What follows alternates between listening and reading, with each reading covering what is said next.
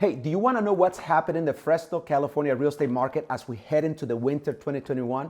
Should you buy? Should you sell? Stay tuned because in today's video, I'm going to take a deep dive and show you the numbers and help you decide what your next move should be. Let's get to it.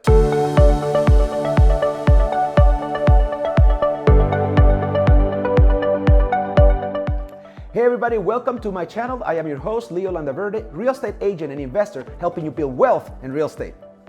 If you are thinking about buying or selling real estate, or thinking about real estate investing for passive income, then you've come to the right place.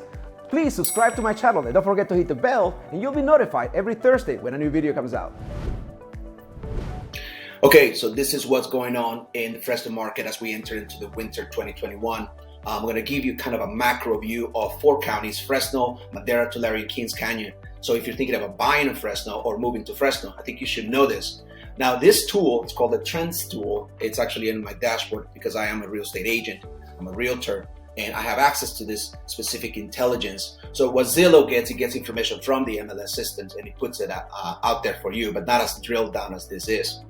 So I hope you will find this helpful as you consider Fresno. So we're looking at a trend for about, basically 14 months, and you can see that the trend is pretty steady. The light green is for sale, the darker green is sold, and the red line is basically under contract or pending. So the numbers, if you compare, 14 months ago, they're pretty steady at 1268, 1264, which means is that, there's a lot of this turnover, right? And keep in mind that we're not a really huge city like, our neighbors, Bay Area or LA. It's very steady. So the difference between, the two is actually easier if you can look at the numbers here. So we have about 1,264 units or properties for sale versus 1,223 back in September and 1,251 back from October 2020. So we're still going a little higher than September. So it's going up. And you can tell here that, there's 1,223 in September, 1,278, so, steady.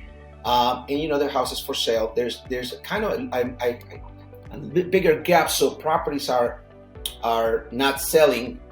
So you have 1,037 properties that sold versus 1,102. So there was a bit of a dip. Now, does that mean that we're going from a seller's market to a buyer's market? Just hold your thoughts for a minute.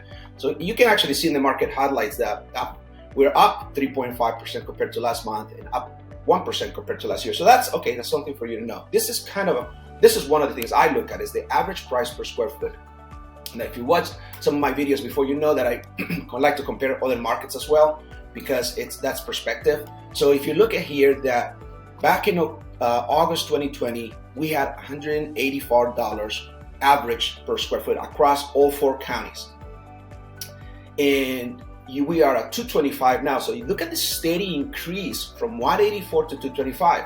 Now, put that in perspective. And in LA County last month, there was a report that came out that the average price per square foot in LA County was $537. So look at the difference. So over double what it is here. So if you're looking for Fresno as an investment, wow, this is something for you to think about.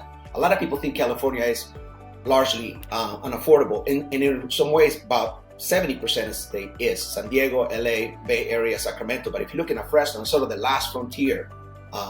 We have lesser swings than the bigger markets. So it's been good. So something, if you look at here, 224 versus 225, so it's steadily increasing. So that is something I look at. And the average sold for 225, as you can see, is up 0.4% compared to last month. But here's the thing, the crazy thing is up 18.4% compared to last year. So look at the swing. So prices are increasing. Are you thinking about buying or selling real estate here in the Central Valley, California? If so, drop me a comment and let's connect. There are plenty of opportunities here in the Central Valley, California, that I think you need to take advantage of. Now let's go on to the next thing. Let me show you this. Days on the market. Now, the green line here tells you that the selling price as it compares to the original listing price So houses are selling, we're selling back in August 2020 at 98% of their sales price, of the original listing price. So we're at 99%. So you're almost getting 100% of the price as a seller that you asked for. Now, keep in mind that I'm looking at the entire county, multiple counties right now. So there are some pockets. And the thing that I'm able to do as a realtor is I can actually go into either cities, zip codes. I can go from a macro level to a micro level. I can drill deeper into a zip code, and we can see how the behavior is in some zip codes. Some zip codes are actually higher than others. Some more desirable areas are higher than others. So it's something for you to consider. Now, what at the bottom is it's the average continuous days of market. Now, back in August 2020, and really in the thick of the pandemic, it was taking 42 days to average, basically to turn around from listing to selling the property.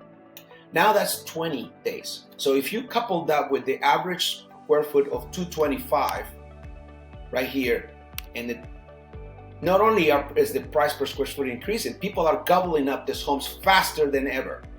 So if you're thinking about, people ask me, hey, should I wait on the sidelines to invest, or should I invest now? I say you should invest in real estate whenever you're ready to invest. If you're really trying to time the market, it's not gonna work for you. So it's gonna be like this for years to come.